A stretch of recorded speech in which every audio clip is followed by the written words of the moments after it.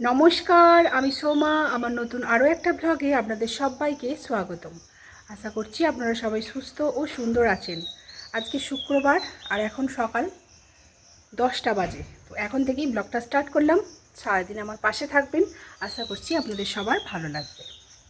তো সকালবেলা ঘুম থেকে উঠেই একদম স্নান টান সেরে নিয়েছি, বিছানা দুটো ঝেড়ে স্নান করে নিয়েছি। আর এখন যাব হচ্ছে একটুখানি শিব মন্দির। তো আমাদের ঠাকুরঘরের পালা চলছে, তো শিব মন্দির পরিষ্কার করে আসবো আর তারপরে নৈবেদ্য সাজিয়ে একটা দিয়ে আসবো পুজো।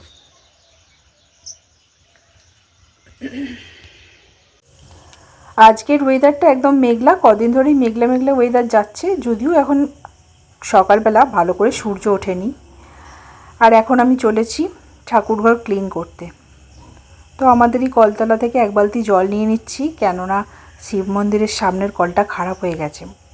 আর যদিও সেটা টেপা কল, তো সেই জন্যই আমি এখান থেকে এক বালতি জল নিয়ে তারপরে যাব, যে ওই এক বালতি জলেই ভালো করে ক্লিন করে দেব। যেদিন আমার শিব মন্দির পরিষ্কার করার দিন থাকে সেদিন আমি সকাল সকাল স্নান করে নিই। স্নান করে তারপরে আমি মন্দিরে যাই। অন্যান্য দিন তো সকাল সকাল স্নান হয় না, একটু ঢিলেমি করি, একটু ল্যাদ খাই এই রকম। তো ঠাকুর পুজোর দিনে কিন্তু আমি সকাল সকাল স্নানটা করে ফেলি। আর সকালবেলা কিন্তু স্নান করলে সত্যিই দেখেছি সারাদিনটা বেশ ফ্রেশ লাগে, ভালোই লাগে, কিন্তু ওই হয়ে ওঠে না।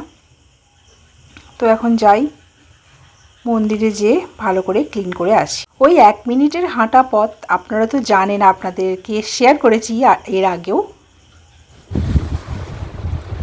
বাড়িতে চলে এসেছি, ঠাকুর মন্দির ক্লিন হয়ে গেছে। এখন তুলসী পাতা, বেলপাতা, ফুল তুলবো, তুলে ঠাকুরঘর যাবো।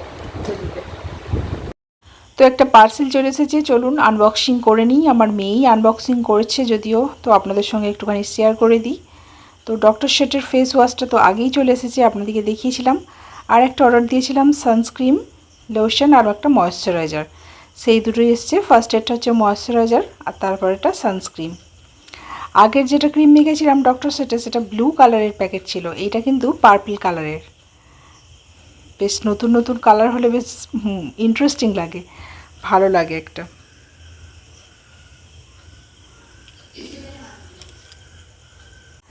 সামারের জন্য নতুন নতুন ক্রিম কেনা হয়ে গেল। আজকের বাজার: শুশনি শাক, পটল, আলু, আর ফলের মধ্যে আম আর কলা।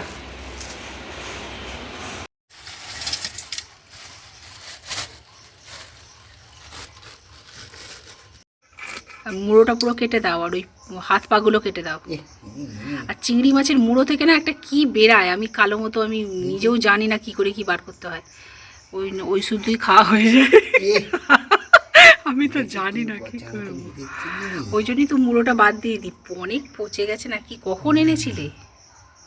কেটে তো বাদ দিয়ে দিন। আর লেজটা একটুখানি কেটে দাও আর পাগুলো, ব্যাস তাহলেই হয়ে যাবে।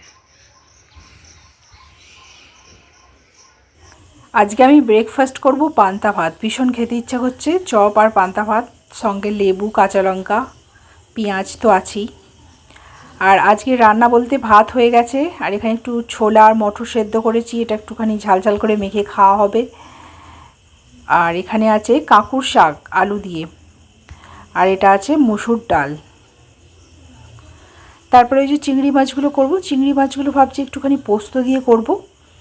তো আলু সিদ্ধ দেব, তরকারি তো বিশেষ করছি না, সেই জন্য আলু সিদ্ধ। আর এখানে চিংড়ি মাছ পোস্ত, চিংড়ি মাছ অল্প করেই আছে, জাস্ট আমাদের দুজনের এবেলা হয়ে যাবে। আর মেয়ের জন্য করব ওই কাটা রুই মাছ আর কি, কাটা পোনা, তো সেই রুই মাছটাও ওর পোস্ত করে দেব। আর একটা বাসন বিক্রেতা চলে এসেছে বাসন বিক্রি করতে, তো আমি এখান থেকে দেখছি কিছু পছন্দ হলে কিনবো। তো এইটা আমার পছন্দ হয়েছে, দেখি দাম 20 টাকা আবার হয় নাকি, আপনি ওজন করুন। হ্যাঁ, এই যে এই ট্রেটা কিনলাম স্টিলের, এটা খুব পছন্দ হলো, কেমন হয়েছে বলবেন কিন্তু। এই এক পশলা বৃষ্টি হয়ে গেল আমাদের এখানে, বৃষ্টিটা আর ক্যামেরা বন্দি করা হয়নি, তো বৃষ্টিতে এবার হতেই থাকবে, আপনাদের সঙ্গে শেয়ার করব। জাস্ট ভিজে গেছে গাছপালা, এখনও হালকা হালকা ইলশেগুড়ির মতো পড়ছে।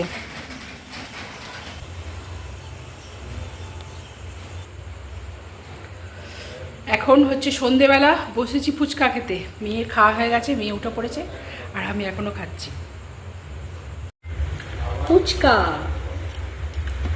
আর এই যে টক জল, আলু, ঝাল ঝাল কাঁচা লঙ্কা মাখা।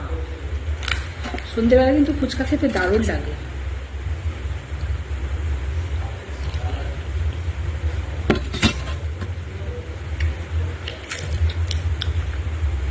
দারুণ। একটু লেবুর রস চেপে নিলাম। অবশিষ্ট দুটো বেঁচে আছে। খুব টক হয়ে গেছে আজকে জলটা। আলু একটুখানি আছে।